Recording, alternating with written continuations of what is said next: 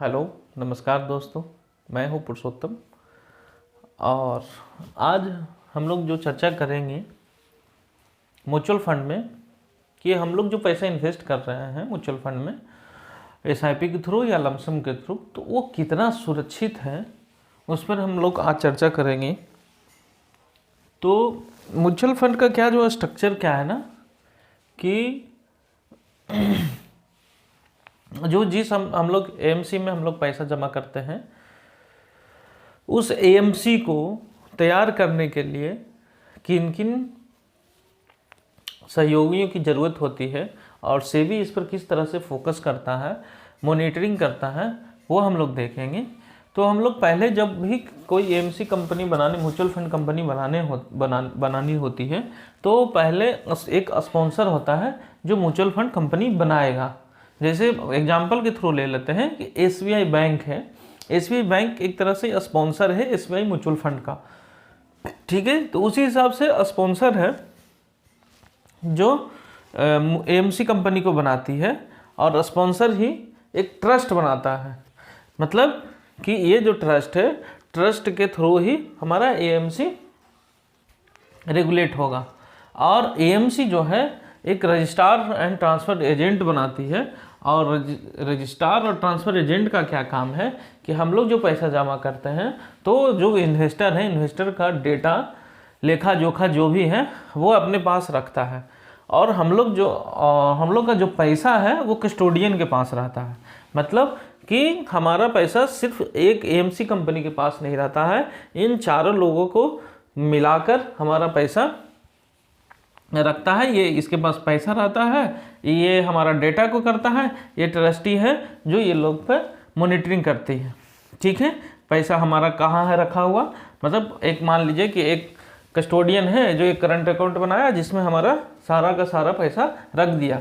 जैसे ही हम रजिस्ट्रार को बोले, कैम्स एंड कार्बी जो है हमारे पैसे को, डेटा को रिकॉर्ड में रखती है। जैसे ही हम बोले इसको कि भाई हमको 5,000 रुपये निकालना है, तो ये बोलेगा कस्टोडियन को, कस्टोडियन एएमसी से कनेक्ट करेगा और उस पैसे को हमारा देगा। और इन सारे प्रक्रियाओं पर सेबी की हमेशा नज़र रहती है, पैनी नज़र, जो हमारे पैसे को बचा के रखती है कि एक आदमी के हाथ में नहीं रहता है पैसा, क्यों हमारा वो कर पाए कुछ। हम लोग देखेंगे स्मॉल कैप कंपनी में, यदि स्मॉल कैप का हम लोग स्कीम में हम लोग पैसे लगाते हैं, तो तीन हमारा स्कीम है निपोन का, स्मॉल कैप, एसबीआई का और एक्सिस का, जिसमें ये यदि हम पैसे 100 रुपये डालते हैं तो एक 100 रुपया को 173 कंपनियां में इन्वेस्ट कर देती है। मतलब इसका होल्डिंग जो कंपनी है 173 है। और जब एसबीआई में हम लोग लगाते हैं तो 60 कंपनी में डाइवर्सिफाई होता है। 60 कंपनी का मतलब कि आपका जो पैसा है, मान लिया 60 रुपये जमा किया तो एक एक रुपया 60 कंपनी में जमा हो गया। और एक्सिस क्या कर रही है कि 106 कंपनी में डाइवर्सिफाई कर रही है, पैसे को इतना बांट दे रही है कि हमारा पैसा डुबाने के लिए ये 173 कंपनी को डूबना पड़ेगा। मतलब ये जीरो होगा तभी तो हमारा पैसा जीरो होगा। तो हमारा पैसा जीरो होने का चांसेस है ही नहीं। एएमसी के पास भी नहीं पैसा रहता, कस्टोडियन के पास भी पैसा नहीं रहता। ये पैसा चल जाती है फिर फंड्स में चली जाती है, और फंड्स क्या करती हैं, 173 कंपनियों का शेयर खरीद के रखी हुई है। मिड कैप में क्या है, निपोन का ही 97 कंपनी में होल्डिंग है इसका, और एसबीआई में 76 और एक्सिस में 87। मतलब 87 कंपनियों में अलग अलग डाइवर्सिफाई किया हुआ है कि 97 रुपया आपने म्यूचुअल फंड में इन्वेस्ट किया तो एक एक रुपया सबका परसेंटेज में बांट दिया गया कि इस कंपनी में इतना पैसा, और मतलब टोटल 97 कंपनी में आपके पैसे को बांट दिया गया है। लार्ज कैप में हम लोग देखते हैं कि लार्ज कैप जो कंपनी है, निपोन का 59 कंपनी में किया है, एसबीआई ने 55 कंपनी में किया है, और एक्सिस ने 49 कंपनी में किया है। मतलब कि हमारा पैसा मतलब इतना ज़्यादा सुरक्षित है कि पैसे को कोई निकाल नहीं सकता है। बस डरना नहीं है, यदि कभी फ्लक्चुएशन होता है और माना गया है 10 साल से 15 साल के बीच में, 8 से 10 साल के बीच में, और ये 5 साल तक या उससे ज़्यादा रख सकते हैं कि कम से कम लार्ज कैप में पैसे रख रहे हैं तो सस्टेन कीजिए इतना साल तक, जिससे आपका अच्छा रिटर्न मिलेगा।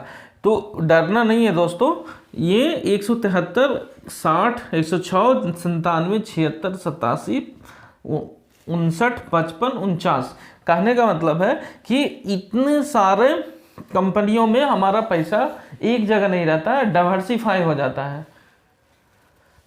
और जैसे ही हम लोग, जैसे मान लिया कि हमने पैसा जमा कर रहा हो, जैसे ही हम लोग रिडीम का जैसे ही ऑप्शन डालेंगे तो डायरेक्ट कनेक्शन यहाँ जाएगा और फिर ये एमसी को बताएगा।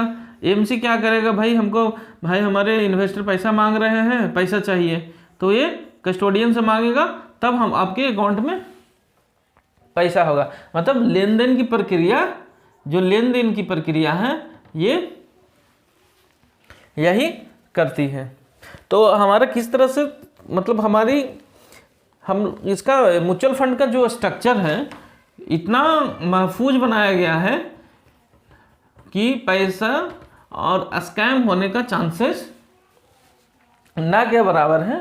तो हम लोग को डरना नहीं है। म्यूचुअल फंड में हमेशा रेगुलर एसआईपी और लमसम के थ्रू पैसे को इन्वेस्ट करते रहिए, आपको फाइनेंशियल फ्रीडम जरूर मिलेगा, घबराना नहीं है। यदि आप मुझे एडवाइज़र बनाना चाहते हैं तो हमारा नंबर पे व्हाट्सअप कीजिए, और कोई कैलकुलेशन करना चाहते हैं अपने फाइनेंशियल ज़रूरतों को पूरा करने के लिए, तो वो उसके लिए मुझे व्हाट्सअप कीजिए और हमारे चैनल को सब्सक्राइब कीजिए। दोस्तों, हमारी जानकारी कैसी लगी अपने दोस्तों के साथ शेयर कीजिए। बहुत बहुत धन्यवाद।